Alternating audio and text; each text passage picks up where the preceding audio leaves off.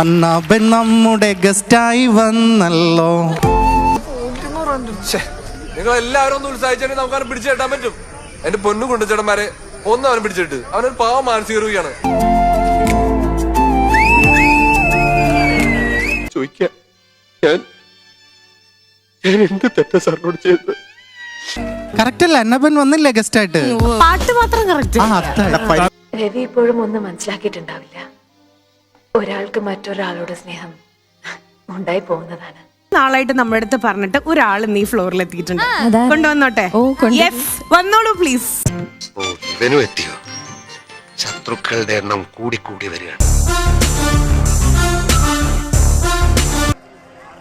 അയാൾ ഓക്കെ ആയിരിക്കല്ലോ അല്ലേ?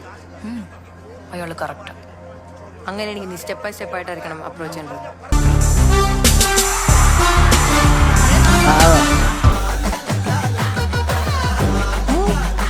മോളെ ഇവിടെ പറയ്, എന്താ ഇത്? എന്താ ശമിച്ച? നമ്മളെ തറവാടിനെ പറ്റിയ സ്ഥലമാണോ ഇവിടെ വന്ന് നിൽക്കാൻ? അത് അങ്ങോട്ട് നോക്കൂ, അതൊരു ആശ്രമ കന്യകയല്ലേ? അതോ അപ്സരസോ? അവളെ ഒരു വണ്ട് വല്ലാതെ ശല്യം ചെയ്യുന്നല്ലോ. നമ്മളെ തറവാടിന്റെ അന്തസ് പോകില്ലേ? ഞാൻ ഇവരെയൊക്കെ പറ്റി അന്വേഷിച്ചു. നല്ല പേരല്ലേ? മോശം മോശം മോശം മോശം.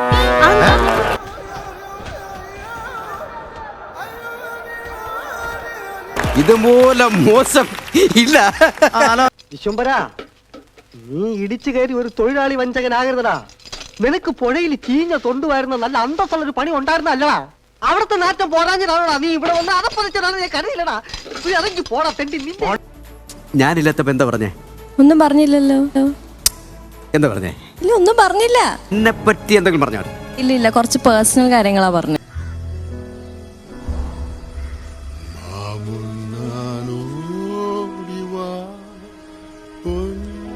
കാണാൻ കൊള്ളാവുന്ന ഏത് ഗസ്റ്റ് പെമ്പിളേര് വന്നാലും ബ്രദറാന്നും പറഞ്ഞുകൊണ്ട് വരുന്ന ഫാദറിനെക്കാളും പ്രായമുള്ള ഒരാളാണ് ഈ നിൽക്കുന്നത്. ഞാനേ